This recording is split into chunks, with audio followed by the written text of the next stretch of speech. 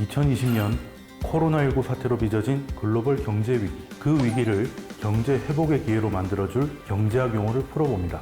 위기를 이기는 경제학.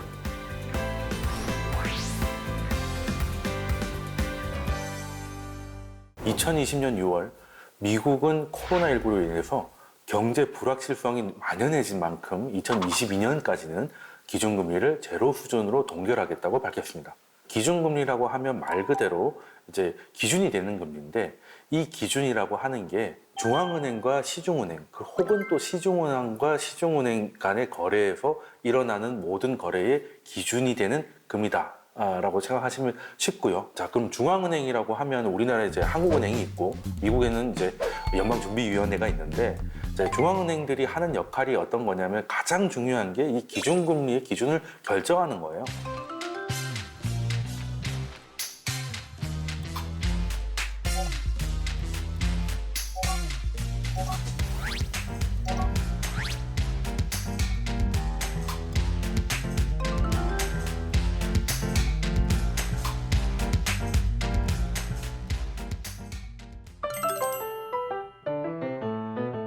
금리를 낮추는 목표가 이제 대출을 일으켜가지고 뭔가 사업을 하든 투자를 하는 사람들에게 좀 더 이자를 낮춰줘서 돈을 돌아가게 해주는 게 목적인데, 배워본 적이 있을 겁니다. 경기가 나쁘면 중앙은행이 금리를 낮추고, 혹은 경기가 너무 과열되면 중앙은행이 금리를 높여가지고 경기를 좀 진정시킨다, 이런 얘기를 들어보셨을 건데, 예를 들어서 뭐 휴대폰을 만드는 A 공장이 있다고 칩시다. 그래서 이 공장이 지금 1년 동안 영업을 해가지고 남은 게 이제 8%한 수익률이 나온다고 봐요. 근데 경기가 나빠져서 지금 8%였던 수익률이 5%로 떨어졌는데, 이 공장이 은행에서 대출을 받아가지고 이제 땅도 사고 공장도 짓고 한 부분이 있는데, 그 대출이 5%였다면 사실 이자 내면 남는 게 없잖아요. 그렇게 되면 이 기업이 더 이상 사람을 뽑을 수도 없고 더 투자를 늘릴 수가 없기 때문에, 그런 회사들이 늘어나면 경제가 더욱 침체가 될 겁니다. 당장 중앙은행이 이 기업들의 수익률을 높일 수가 없으니까 이자 부담을 줄여주는 거예요. 지금 5%의 금리에서는 이건 영업활동을 하나만 하지만, 예를 들어서 3%로 낮춰주면 2%만큼은 이익이 나기 때문에 이 기업이 계속 영업활동을 할 수가 있게 되고, 경제는 이제 그 시간을 더 벌게 되는 거죠. 그러면 이제 정리될 건 정리되고 다시 한번 호황이 되는데, 중앙은행의 목표는 오를 때나 떨어질 때는 너무 급격하게 하면 사람들이 힘들어하니까 좀 완만하게 만드는 게 통화정책의 목표라고 보시면 될 것 같아요. 그런데 지금은 금리가 계속 내려간다는 얘기는 많이 들어보셨겠지만, 금리가 올라간다는 얘기는 별로 못 들어봤을 겁니다. 사실 우리나라는 역사상 최저치인 0.5%까지 내려와 있는 상황입니다. 특히 초반에 말씀드렸던 것처럼 미국 같은 경우는 거의 21년, 22년까지는 일단 무조건 제로 금리를 하고 그 이후에 올리겠다는 게 아니라 그때 가서 다시 판단해 보겠다는 거예요.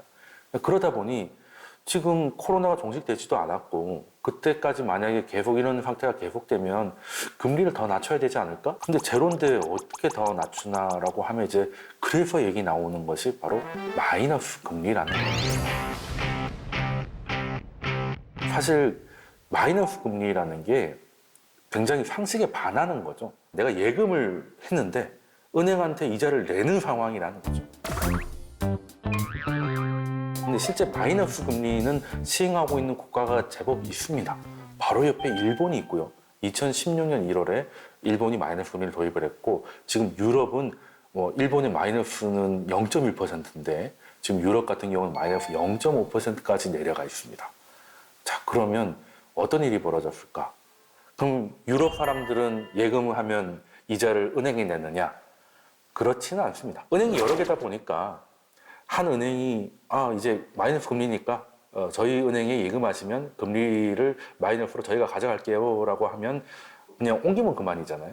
그렇기 때문에 현실적으로 조금 은행의 입장에서는 불가능한 일이기도 하고, 사실 일본도 마이너스 금리는 아닌데 수수료를 받습니다. 그러니까 예를 들어서 금액이 막 1,000 몇백만 원 이하의 예금에는 금리를 마이너스라고 하면 조금 이게 너무 이제 상식에 반하니까 보관료 같은 이제 수수료를 한 2만 얼마씩 받아요.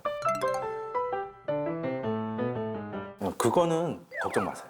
뭐 개미들 통장까지 뭐 마이너스 금리로 해가지고 이제 돈을 빼갈 일은 없고, 현실적으로 우리 통장에 마이너스 금리가 찍히는 일은 뭐 거의 없다고 보시면 됩니다.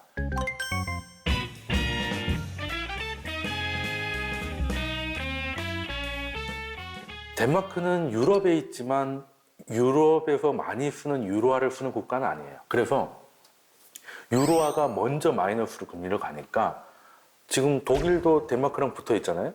그럼 독일 사람들은 아니 지금 유로화로 예금을 하면 뭐 마이너스 금리까지는 아니라도 금리가 제로인데 이자를 조금이라도 더 줄 거 아니야. 모든 유럽인들이 예금을 가지고 유로화 예금을 가지고 다 덴마크로 와가지고 덴마크 예금에 나오면, 물론 사실 자국에 돈이 들어오는 게 꼭 나쁜 건 아닌데 이게 덴마크 기준에서는 유로화에 비해서 환율이 낮아지는 거죠. 화폐 가치가 강해지는 거니까.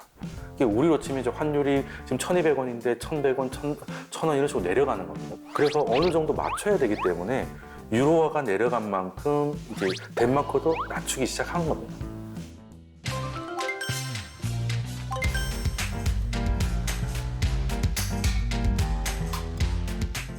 지금 마이너스 금리가 지금 제일 얘기가 많이 되는 데는 당연히 미국입니다. 유럽이나 일본은 이미 하고 있고, 지금 미국이 마이너스 금리를 할 것이냐 하지 않을 것이냐가 현재 이제 금리에 있어서는 가장 화두가 되는 건데, 연준은 아직까지는 마이너스 금리는 현재 옵션이 아니라고 밝히고 있는 상황이고, 그래서 제로 금리만큼은 적어도 2022년까지는 무조건 보장을 해줄 테니까 그 기간 동안 최대한 경기를 한번 살려보자는 쪽으로 연준은 이야기를 하고 있습니다. 그래서 우리도 이제 경제를 공부해야 된다는 겁니다. 사실 뭐 금리가 높을 때가 사실 아껴가지고 은행에 예금을 많이 하면 그 이자를 많이 주니까 그때가 참 어떻게 보면 돈 모으기 참 쉬웠는데, 지금은 이제 그냥 예금이라는 거는 이제 은행에다가 이제 돈을 보관하는 거지 이제 불리는 역할은 많이 줄어들었기 때문에 이제는 이제 투자를 조금 공부를 할 필요가 있겠다. 최근에 이런 흐름이 많이 일어나는 것도 사실 금리가 너무 낮기 때문이다라고 이해하면 될 것 같아요.